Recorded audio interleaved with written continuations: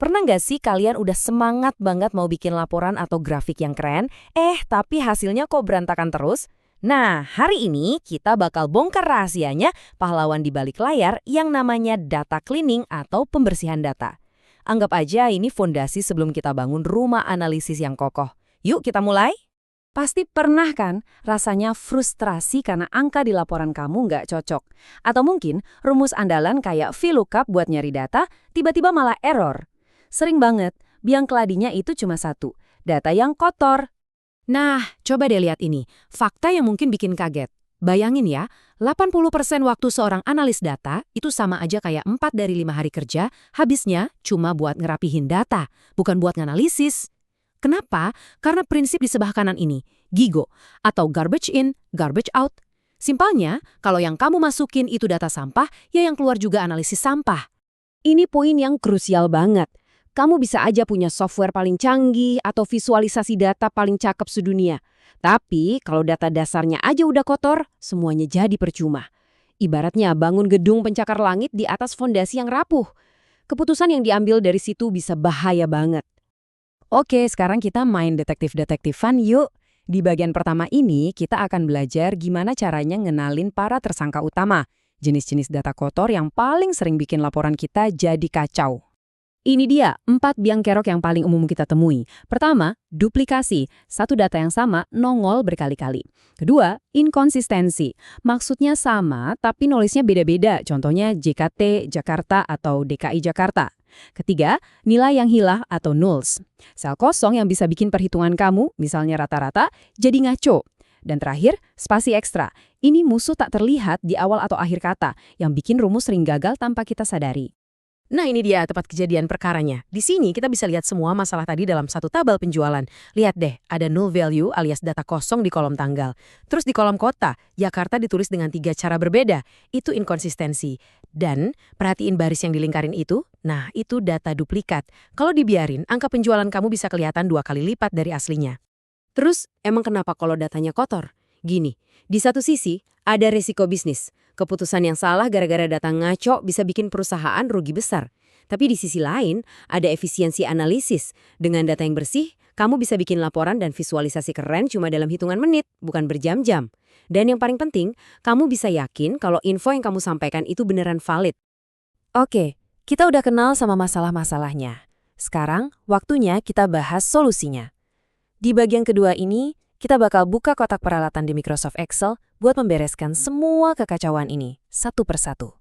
Anggap aja tabel ini kayak buku resep darurat buat data kamu.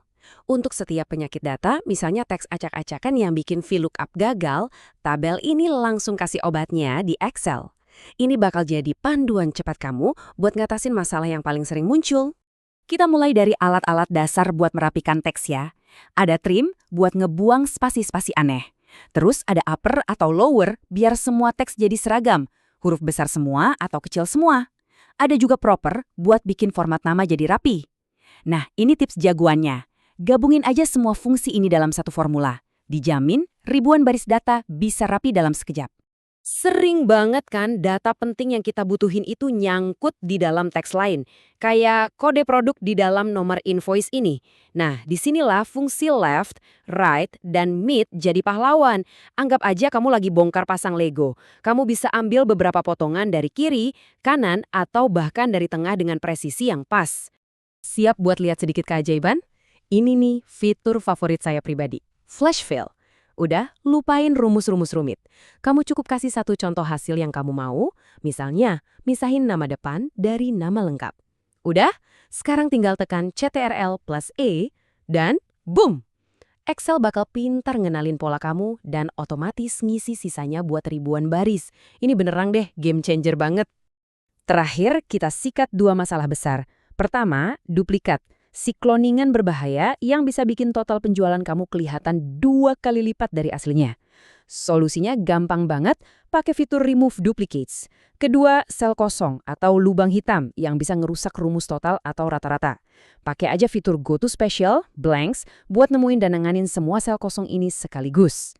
Oke, semua alatnya udah kita kumpulin. Sekarang gimana cara pakainya biar efektif dan nggak buang-buang waktu? Di bagian terakhir ini, kita akan susun sebuah prosedur operasi standar atau SOP.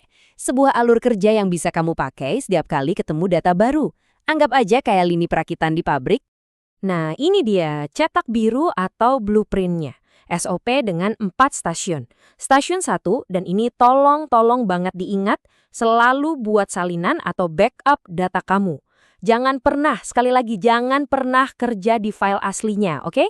Lanjut ke stasiun 2, standarisasi teks, rapihkan spasi, dan format penulisannya. Stasiun 3, validasi strukturnya, buang duplikat, dan bereskan sel-sel yang kosong.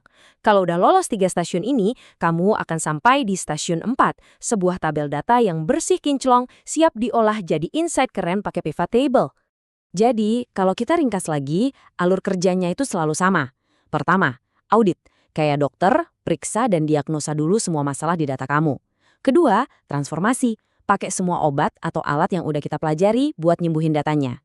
Dan yang terakhir, validasi, cek ulang sekali lagi buat mastiin data kamu bener-bener bersih dan siap tempur buat dianalisis. Nah, sekarang kalian bukan cuma tahu masalahnya, tapi udah punya semua senjatanya plus peta alur kerjanya. Jadi, pertanyaan terakhir buat kamu. Spreadsheet berantakan mana nih yang bakal jadi korban pertama keahlian baru kamu? Selamat mencoba dan selamat merasakan nikmatnya bekerja dengan data yang bersih.